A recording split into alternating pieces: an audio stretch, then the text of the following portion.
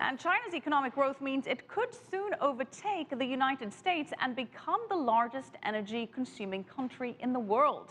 And seeing this potential, the largest electric utility company in the U.S., Duke Energy, has been steadily building partnerships in China. Duke Energy's chairman recently sat down with CCTV's Tracy Tandon and explained why he's bullish on China's and the U.S.'s growing energy independence. In the United States, 70% of the carbon-free electricity comes from nuclear plants in the U.S. And so it's a really important way to generate electricity with zero carbon emissions, producing electricity 24/7. And I think it's really going to be a key to solving the climate change problem. I'll look at China, and they are the leader in the world in building new nuclear plants. They have more than 25 nuclear plants that they have either under construction or planned to be built. So they've recognized, among other countries around the world, that nuclear is a key to providing electricity as well as doing it in a clean way. Do you think natural gas has reached a dead end? It's not a dead end. Actually, it is the greatest innovative transformation in our country in the last 10 to 15 years. Gas is replacing the use of coal in the United States. First time in the history of our industry, we're dispatching gas units before coal units. And it's at a lower cost than coal.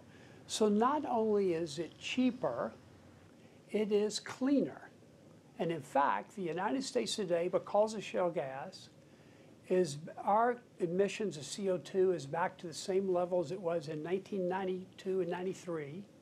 And yet we have many more people in the country and our economy is much bigger today.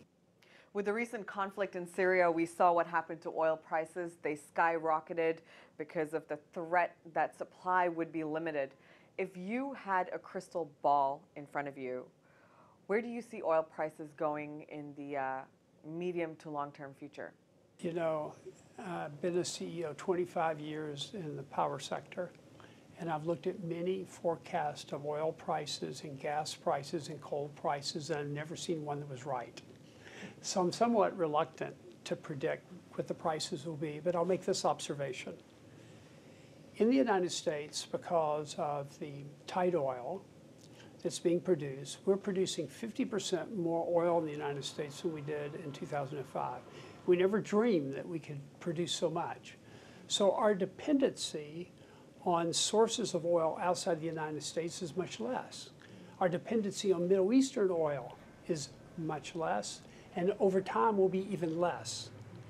So from the US perspective, we're moving to a place where we're exporting as many BTUs as we import. And I think that that day will arrive in maybe 2020 or shortly thereafter. In terms of the rest of the world, I think oil prices are going to continue to be volatile. I think the demand for oil will grow. I mean, China's demand for oil is increasing as their economy grows.